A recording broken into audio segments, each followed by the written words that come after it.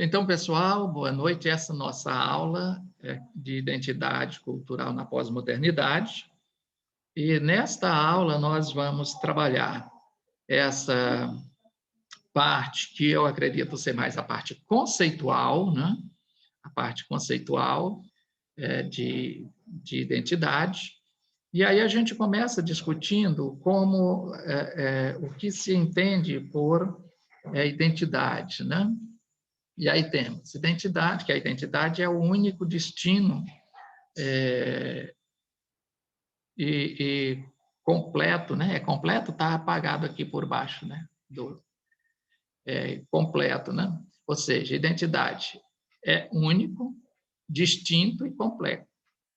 Veja que quando nós falamos aqui de identidade, quando fala que é algo único, essa definição inicial, é porque, de fato, cada um de nós temos a nossa identidade pessoal, algo que é exclusivamente e unicamente nosso.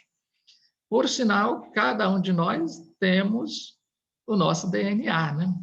Temos a nossa marca digital, que ela não se compara e nem se equivale de nenhum outro ser humano na face da Terra.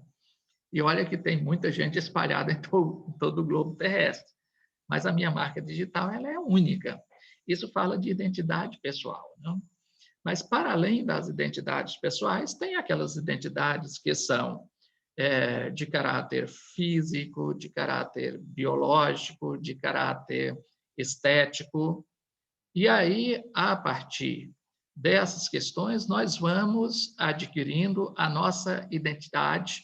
E aí é essa discussão que nós vamos fazer nessa aula, vamos agregando à nossa formação aspectos e elementos identitários. Né? Daí fica fácil, por exemplo, no aspecto da linguagem e dos dialetos, né? A gente identificar quem é da região Nordeste, né? Principalmente quem é ali da Paraíba, do Ceará, do Pernambuco, né?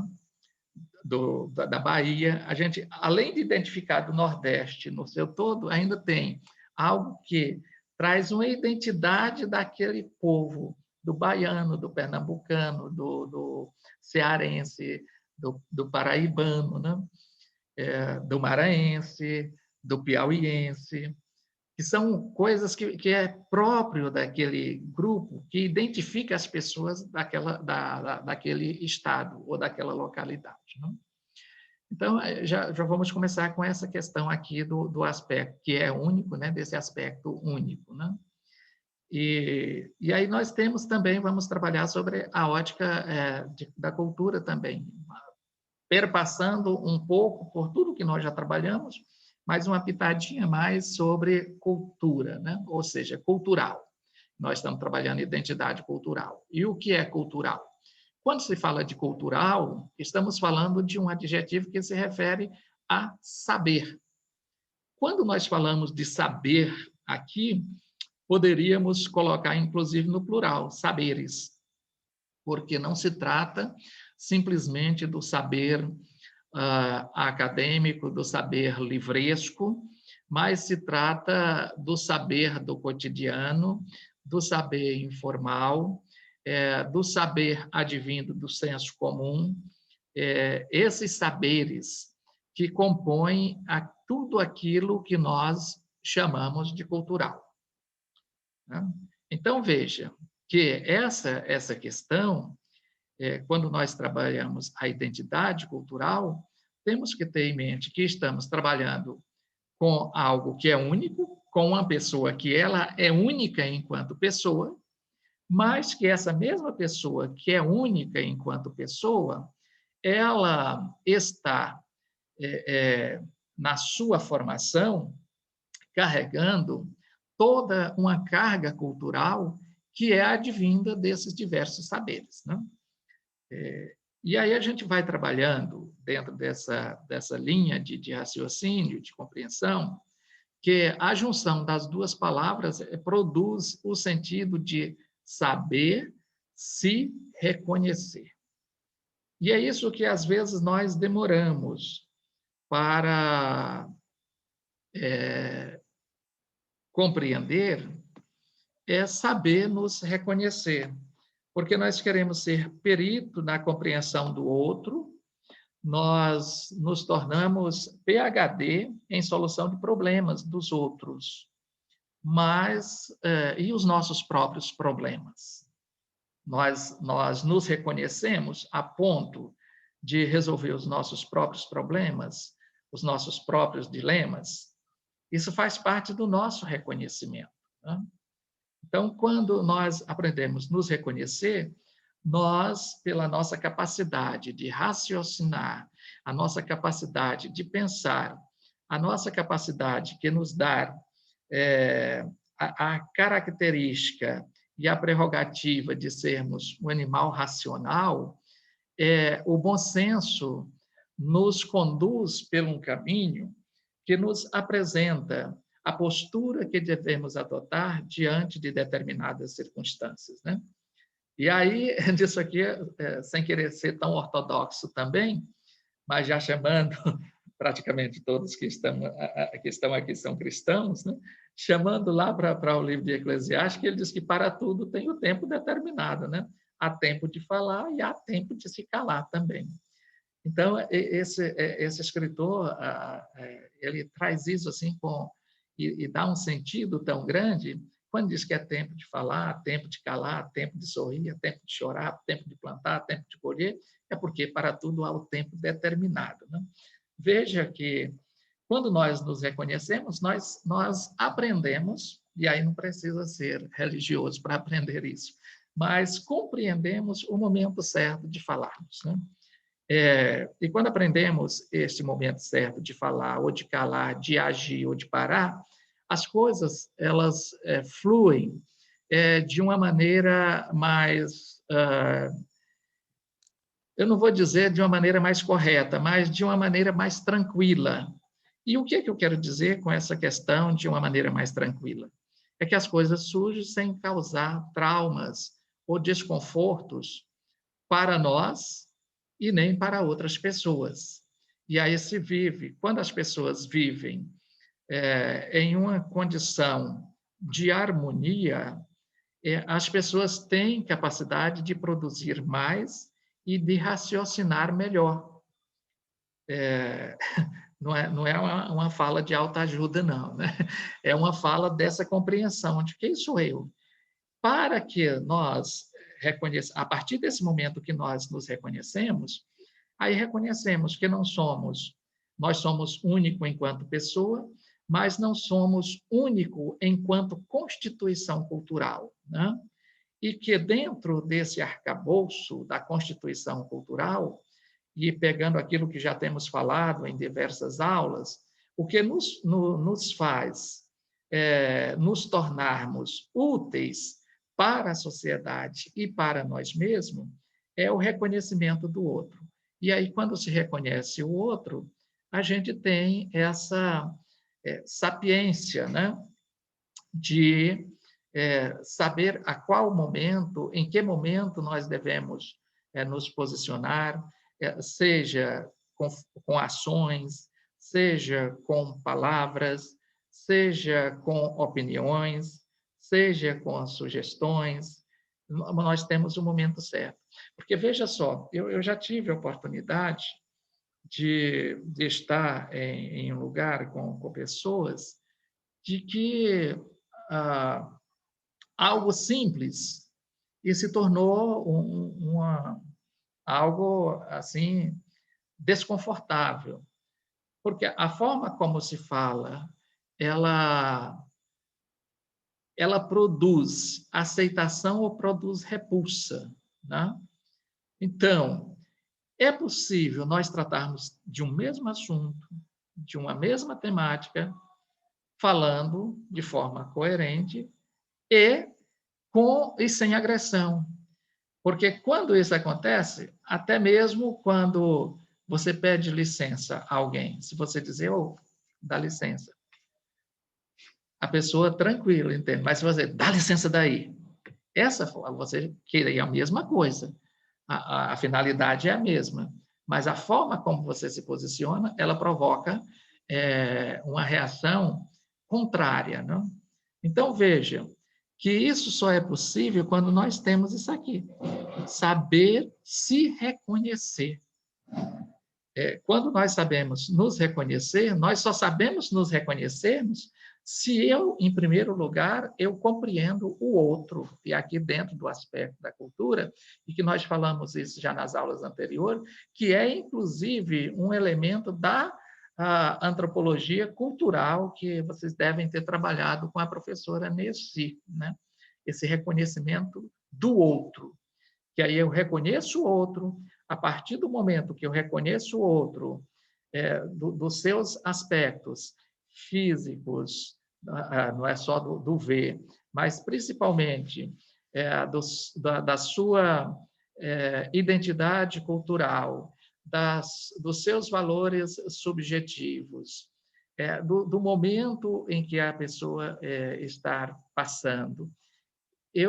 Aí, assim, a partir dessa compreensão, eu me coloco no meu ponto de fala. E aí, o meu ponto de fala tem que ser um ponto de fala que não vai de encontro com todos esses elementos da constituição identitária dessa pessoa. Quando isso acontece, que não ir de encontro, aí há a aceitação, e aí flui o diálogo. E quando flui o diálogo, as coisas são resolvidas, né? Ou seja, nós temos aqui muitas sugestões contemporâneas sobre cultura e se relacionam com questões sobre identidade, né? Às vezes a gente fala muito sobre questões que estão ligadas à cultura, e que fazem parte da identidade, de uma identidade regional, como eu falei para vocês, e essas identidades regionais, elas passam a fazer parte da identidade individual. E daí nós temos a área de convivência, quando nós trabalhamos lá o princípio de cultura e definições de cultura, e que eu gosto muito do significado que Edward Taylor traz, de que a cultura, aí ele vai citando, e no final ele fecha que é tudo aquilo que nós agregamos a nós, mas que não veio conosco ao nascermos, né? Então, a partir do momento que nós nascemos, nós já vamos nesse contato com o mundo exterior. Eu até falei para vocês, tem que aprender até a chorar, né? Quando não chora, leva a palmadinha, que é para poder chorar, né? Para a gente, ali é o sinal, para as pessoas que estão aguardando o rebento, é a sinal de vida, né? Que está vivo, que está com saúde. Veja só, o choro dando um sinal de que alguém está com saúde, né? E aí isso vai sendo ressignificado, que em outros momentos da vida o choro apresenta que a pessoa não está bem e que a pessoa não está tendo a saúde necessária, às vezes está até sofrendo dor. Mas para aquele momento é um sinal, para os familiares e amigos que estão aguardando, é um sinal de que aquele ser que está chegando está com saúde, né? Então, tudo isso vão sendo incorporado dentro do nosso processo cultural e aí sim, a partir desse processo cultural, aí nós temos essa nossa formação identitária. Aqui nós temos, veja o que Struthaus, que ele discute, eu falei para vocês do livro dele, Identidade na Pós-Modernidade, né? Ele discute a questão da identidade cultural na chamada modernidade tardia, seja, que nós estamos vivendo essa modernidade tardia, mesmo tendo tido aquele processo histórico em que ocorreu a divisão da história pré-história, história antiga, história Idade Média e Idade Contemporânea, ele vai dizer aqui que nós estamos vivendo essa modernidade tardia, né? E por que isso? Buscando responder algumas perguntas, como se há ou não uma crise de identidade. em que ela consiste e quais suas consequências. Aí o Estúdio House ele vai começar a fazer essa discussão. Há uma crise de identidade? Por que que nessa chamada modernidade, que ele chama de modernidade tardia, ele vai fazer essa análise, procurar, porque hoje as coisas estão dentro do contexto, inclusive da globalização, é possível nós chegarmos lá em Israel, por exemplo, mas na condição de brasileiro estarmos na nossa postura de brasileiro, né? E é possível passarmos por alguns países da Arábia Saudita e estarmos com a nossa postura de brasileiro, né? É possível encontrarmos lá nesses países alguém utilizando algum artefato cultural que faz parte do Brasil. E é possível nós também estarmos usando algum artefato cultural que é próprio daquela nação. Então, isso nós vamos colocando, e depois vamos discutir um pouco mais adiante, vamos agregando isso à nossa formação cultural. E aí o Stuart Hall, ele vai dizer, vai fazer esse questionamento: há ou não há uma crise de identidade? E em que consiste e quais as consequências disso, né? Por isso, o autor traz mudanças do conceito do sujeito e identidade no século XX. Veja que ele está discutindo isso aqui ainda no século XX, né? Ele vai apresentar outros conceitos sobre a identidade e o sujeito, em que nós não somos, e aí vamos discutir mais sobre as identidades. Para House, as identidades estão sendo descentradas, apesar de ser um processo complexo, ainda pouco compreendido e difícil de ser posto à prova, né? Mas o que ele está dizendo? E ele traz consigo sobre a identidade, que as identidades, a identidade, aquele conceito fechado de identidade, ela está sendo descentrada, porque tem sofrido estas alterações. E isso não é uma questão fácil, isso ele chama, inclusive, de complexo. E aí nós temos, inclusive, alguns autores, como Edgar Morin, que vai trabalhar com a teoria da complexidade, né?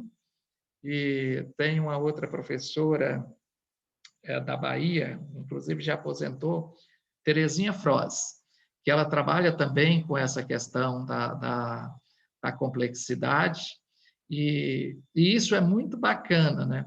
Porque aí essa questão da complexidade aqui vai dar elementos para o próprio autor, Hall, discutir essa questão de identidades, que é quando ele vai sustentar na sua escrita de que nós, na nossa identidade individual, mas somos constituídos culturalmente de identidades e não de uma única identidade, porque nós vamos adquirindo saberes. Viram que lá, quando nós falamos de cultural, falamos de saber? Então, é aqui que vai se encaixar aquela questão que nós vamos adquirindo saberes que não são saberes exclusivos do meu grupo, da minha família, da minha cidade, do meu estado, nem tampouco somente da nação brasileira, mas eu vou adquirindo saberes de outros povos e vou agregando isso à minha identidade. E é tanto que quando eu estou em um local, em um espaço, ou que seja físico, geográfico ou virtual, com alguém dessas outras localidades, a minha postura é uma postura onde transparece para eles aspecto desses elementos identitários da sua própria cultura. Eu vou falar algo que é vivenciado por eles, eu vou utilizar algumas palavras que são vivenciadas e pronunciadas por eles para estabelecer uma comunicação, para eu ser entendido e, inclusive, a pessoa se sinta confortável em dizer: esta pessoa que está na interlocução comigo, ela tem um conhecimento sobre mim, portanto, eu já fico aberto a ouvir a esta pessoa. Raul desenvolve a sua reflexão. Professor, Sim, pois não, desculpa irmão. atrapalhar, eu só queria fazer uma pergunta. O que o senhor quer dizer com complexidade? Deixa eu ver se eu entendi. Por exemplo, quando o sujeito ele não tem só uma identidade cultural, ele vai fazendo várias relações com várias diferenças, e é isso que é a complexidade? É isso que o senhor quis falar? Ele vai chamar, eu estou trabalhando aqui sobre o prisma de Strutthaus, eu trouxe para vocês Edgar Morin e a Terezinha Frost, para a gente, só para reforçar essa questão da identidade, mas vai para além disso também, irmã, porque quando ele fala da complexidade, ele fala, ela vem inclusive até em uma, que nós podemos colocar aqui em uma questão dialética também, desses confrontos, né, que vão existindo, e aí, nesse mundo complexo, com pessoas que são portadoras de diversos elementos identitários, nós precisamos nos encontrar como pessoa dentro desse contexto, aí ele vai chamar de um contexto complexo, porque nós temos que compreender não somente a nós, mas temos que compreender aos outros, e aí isso se torna algo complexo, porque isso só advém a partir da compreensão, do conhecimento e da visão de mundo, principalmente da leitura do reconhecimento do outro. Aí é nesse contexto que temos essa complexidade. E é por isso que o Edgar Morin ele vai até discutir e cria uma teoria da complexidade, que não é fácil. Às vezes, até conviver com nós mesmos, em determinados momentos, a gente fica em conflito, né? Então, em conviver com a sociedade em um plano municipal, em um plano familiar, em um plano municipal, em um plano estadual, em um plano nacional, em um plano internacional, isso, de fato, é muito complexo. E aí, isso é que eles chamam de complexidade. Não sei se respondi bem a tua pergunta, né? Se deu para clarear um pouco mais, né? Então, tá ótimo. Aí vamos ver aqui que para Rawls, o sujeito iluminista, ele é compreendido como um indivíduo totalmente centrado, unificado, dotado de razão, criou uma concepção muito individualista do sujeito. Aí ele vai dizer que esse sujeito iluminista, que é porque eu sou único, eu sou exclusivo, eu sou capaz, eu posso, e aí ele vai dizer que nesse momento da identidade ou das identidades, tem que haver uma fragmentação deste posicionamento iluminista para nos levar a compreender de que nós temos esses outros elementos identitário que vão nos acompanhar e fazer parte da nossa identidade. Nós chegamos ao final desse primeiro bloco, eu vou fechar aqui, e aí a gente retoma